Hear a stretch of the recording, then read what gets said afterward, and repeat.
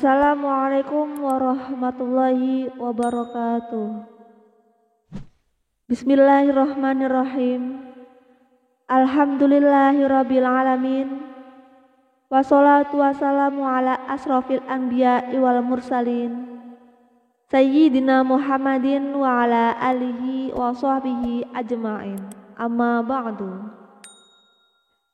Sahabat cerita para wali yang diberkahi Allah Subhanahu wa Ta'ala, semoga kita semua selalu dalam lindungannya dan diberikan rezeki yang barokah, umur yang panjang, agar senantiasa bersyukur kepada Allah Subhanahu wa Ta'ala. Amin ya robbal alamin. Kali ini saya akan berkisah tentang wansehan seorang wali jadab. Abdul Azim Irsyad, seorang dosen dan mengajar di Universitas Negeri Malang, menyebutkan wansehan adalah salah satu zuriyah Rasulullah Shallallahu Alaihi Wasallam yang menjadi paku bumi di Indonesia. Semua mengenalnya dan menghormatinya. Semua ingin bersalaman dengannya ketika berjumpa dengannya, karena diyakini membawa keberkahan tersendiri. Ia menambahkan, bagi kalangan ulama aswaja mempercayai karomah para ulama dan kekasih Allah Subhanahu wa Ta'ala, baik dari kalangan habaib atau Indonesia, merupakan sebuah keniscayaan. Terkait dengan karamatnya wansehan, kata Abdul Azim Habib Muhammad radhiyallahu anhu, juru kunci Habib Abu Bakar Gresik, pernah menceritakan, ketika engkau kedatangan wansehan, janganlah meminta doa, namun langsung meminta kepada Allah Subhanahu wa Ta'ala, karena secara otomatis wansehan mengerti apa yang terlintas dalam hati, dan insya Allah hajatnya dikabulkan Allah Subhanahu wa Ta'ala. Itu diungkapkan oleh menantunya Lutfi Mustafa Muhammad, salah satu dosen di UIN Tulung Agung. Dikatakan Abdul Azim, hampir setiap orang yang didekati oleh wansehan akan terjadi sesuatu yang menarik dan asyik, yang tidak pernah terlintas dalam benak manusia pada umumnya. Biasanya orang-orang awam berusaha mencarinya dan meminta doa keberkahan darinya, atau hanya sekedar mencium tangannya. Namun orang-orang tertentu didatanginya. Biasanya orang-orang yang didatanginya berarti makom spiritualnya sangat tinggi, atau akan terjadi kepadanya sebuah keajaiban yang luar biasa.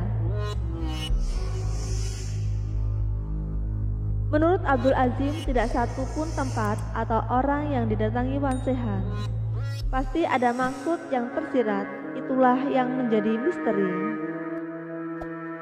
Masih berkaitan dengan sosok wansehan, Abdul Azim bercerita suatu kali sowan kepada Kiai Haji Marzuki Mustamar yang mendapat hadiah tongkat dari wansehan. Kiai Marzuki bercerita panjang seputar wansehan, seorang wali jadab dari keturunan Rasulullah Shallallahu Alaihi Wasallam. Sudah pasti melakukan sesuatu di luar nalar manusia pada umumnya. Namanya saja orang jadab, selalu perilakunya unik, menarik, dan tidak bisa diikuti. Asik-asik duduk, tiba-tiba keluar dan menghilang. Tidak lama kemudian wansehan muncul. Kemudian Kiai Marzuki bertanya, "Bib, dari mana?" Wansehan menjawab, "Saya tadi wiridan di masjid." Rupanya wansehan berzikir di masjid selama 30 menitan. Setelah duduk-duduk sebentar, tiba-tiba keluar dan hilang dalam kegelapan malam. Kiai Marzuki sangat bingung mencarinya. Tidak lama kemudian tiba-tiba muncul lagi. Lantas Kiai Marzuki bertanya, "Dari mana, Bib?" Wansehan menjawab, "Saya dari sawah-sawah supaya nanti menjadi pondok pesantren." Belum lama duduk bersama dengan Kiai Marzuki di ruang tamu, tiba-tiba wansehan keluar dari tanpa pamit. Rupanya kali ini wansehan mengambil sebuah tongkat di mobil. Tidak lama kemudian Wan Sehan memberikan tongkat tersebut kepada Kiai Marzuki Mustamar. Penyanyi yang juga musisi Ahmad Dhani disebut-sebut juga pernah kedatangan Wan Sehan di rumahnya di kawasan Pondok Indah, Jakarta Selatan.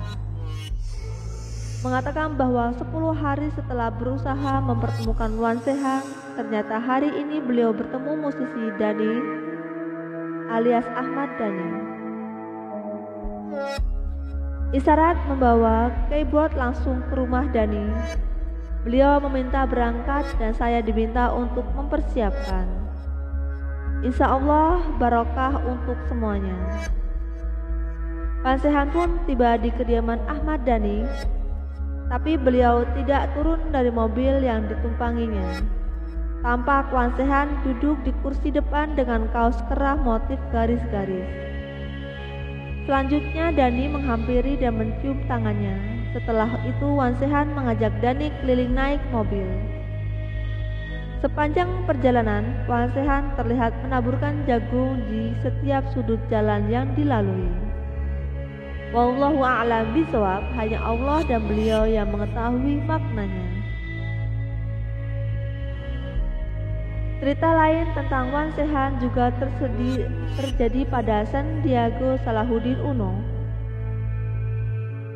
yang pada saat itu tengah berkampanye untuk putaran kedua Pilgub DKI Jakarta. Saat berkampanye di Sunter, Jakarta Utara, Cawagup DKI Jakarta Sandiaga Salahuddin Uno didatangi Wan Sehan. Sandiaga terkejut tiba-tiba didatangi seorang ulama Wan Sehan. Sandiaga terkejut karena ulama itu muncul dari kerumunan massa, kemudian langsung bersalaman. Sandiaga langsung bersalaman dan memeluk ulama tersebut. Saya kaget sekali tiba-tiba muncul kemudian memegang bahu saya seraya berkata, "Jaring-jaring. Tadi kami ketemu dengan Habib yang tidak pernah bertemu sebelumnya dan susah sekali bertemunya," kata Sandiaga.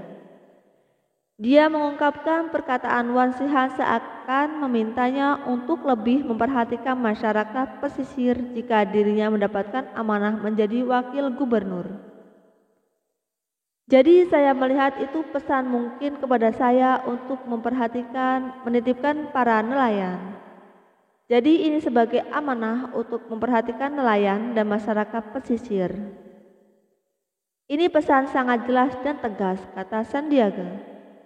Wallahu a'lam bishawab. Wassalamualaikum warahmatullahi wabarakatuh.